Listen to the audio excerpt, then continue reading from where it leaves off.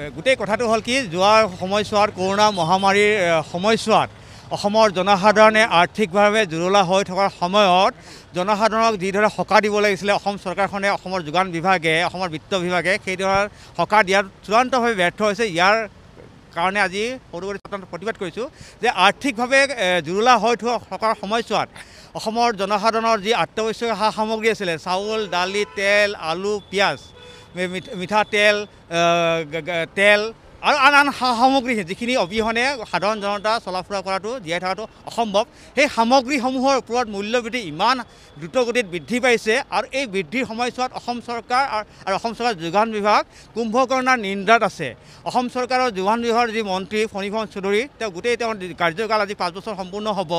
গোটেই কাৰ্যকালটোত তেওঁ গভীৰ কুম্ভকৰ্ণৰ গভীৰ নিন্দাত থাকিল আৰু মাজে মাজে সাৰ পালে খালে আৰু শুই গ'ল আৰু দুই এটা আবুল তাবুল কথা বকি কেনে শুই গ'ল। গতিকে আমি ধিক্কাৰ দিছোঁ, সৰুগুৰি ছাত্ৰ সন্থাই আমি ধিক্কাৰ দিছোঁ আৰু সেইকাৰণে আজি গুৱাহাটী ৰাজপথত প্ৰতিবাদ কৰিছোঁ যে অসমৰ জনসাধাৰণৰ অত্যাৱশ্যকীয় সা সামগ্ৰীৰ যি মূল্য বৃদ্ধি হৈছে সেইটো অতি শীঘ্ৰে নিয়ন্ত্ৰণ কৰি জনসাধাৰণক সকাহ দিব লাগে আৰু অসম চৰকাৰৰ যি শ্লোগান বা ভাজপা চৰকাৰৰ যি শ্লোগান যে ভাজপা চৰকাৰ ৰাইজৰ লগত আছোঁ বুলি তেওঁলোকে কয়, কিন্তু আজি অসমৰ ৰাইজে মই ভাবোঁ উপলব্ধি কৰিছে, যোৱা দিনবোৰ তেওঁলোকৰ কাম কাজে উপলব্ধি কৰিছে যে এইখন চৰকাৰ ৰাইজৰ চৰকাৰ নহয়, এইখন বণিক গোষ্ঠীৰ চৰকাৰ, এইখন চিণ্ডিকেট ৰাজৰ চৰকাৰ।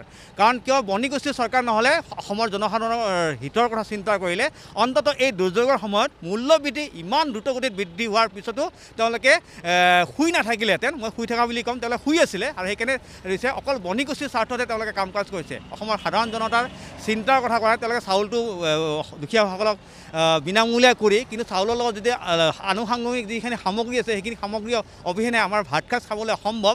সেই সামগ্ৰীখিনিৰ দাম আলু পিঁয়াজ তেল আদিৰ দাম ইমান দ্ৰুতগতিত বৃদ্ধিছে, তাৰ স্বত্বেও কিন্তু অসম চৰকাৰ আৰু অসম চৰকাৰৰ যোগান বিভাগৰ কোনো ধৰণৰ হস্তক্ষেপ কোনো ধৰণৰ কাৰ্যকাৰিতা কিন্তু অসমৰ ৰাইজে দেখিবলৈ পোৱা নাই। এই মূল্যবৃদ্ধি যদি চৰকাৰে যদি নিয়ন্ত্ৰণ নকৰে তেন্তে কোনে নিয়ন্ত্ৰণ কৰিব? এই মূল্যবৃদ্ধি নিয়ন্ত্ৰণ কৰাৰ কাৰণে অসম চৰকাৰ আছে, অসম চৰকাৰৰ এটা যোগান বিভাগ এটা আছে, বিত্ত বিভাগ আছে। গোটেই যোগান বিভাগ বিত্ত বিভাগ আৰু অসম চৰকাৰ গোটেইসমূহ চূড়ান্তভাৱে ব্যৰ্থ হৈছে। কাৰণ যিটো সময়ত কৰোনা মহামাৰীৰ সময়ত সকলো সাধাৰণ জনতাবোৰ আৰ্থিকভাৱে জুৰুলা হৈছে, এই সময়ত যদি অসম চৰকাৰে এই সাধাৰণ জনতাক যদি সকাহ দিব নোৱাৰে, কেতিয়া সকাহ দিব? তেওঁলোকে অকল চাউলটো বিনামূলীয়া কৰি বাকী চাউলৰ লগত যিখিনি আনুষাংগিক সামগ্ৰী আছে সেই সামগ্ৰীসমূহৰ ইমান মূল্যবৃদ্ধি আছে, তেওঁলোকে নিমাত হৈ আছে। তেওঁলোকে কোনো ধৰণৰ কাৰ্যকাৰিতা আমি দেখিবলৈ নাই, কোনো ধৰণৰ পদক্ষেপ নাই। একদম সহজভাৱে তেওঁলোকে যদি ইচ্ছা কৰিলেহেঁতেন, অসম চৰকাৰৰ যোগান বিভাগে যদি ইচ্ছা কৰিলেহেঁতেন, তেওঁলোকে এই মূল্যবৃদ্ধি ৰোধ কৰোঁতে সক্ষম হ'ল হয়, কিন্তু তেওঁলোকৰ ইচ্ছাই নাই।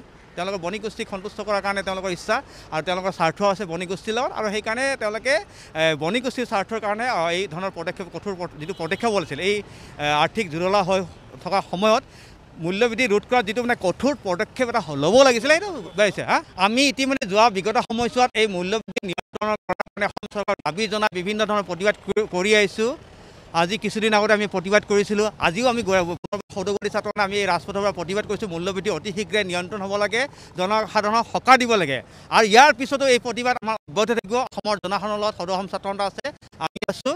তেওঁলোকে হয় নিৰ্বাচন সময়ত যদি কয় ৰাইজৰ চৰকাৰ ৰাইজৰ লগত আছোঁ বুলি কয়, কিন্তু প্ৰকৃতাৰ্থে আজি অসমৰ ৰাইজে উপলব্ধি কৰিছে এইখন ৰাইজৰ চৰকাৰ নহয়, তেওঁলোক ৰাইজৰ লগত নাই, আৰু অনাগত দিনত এই অসমৰ ৰাইজে ইয়াৰ যোগ্য প্ৰত্যুত্তৰ দিব বুলি আমাৰ দৃঢ় বিশ্বাস।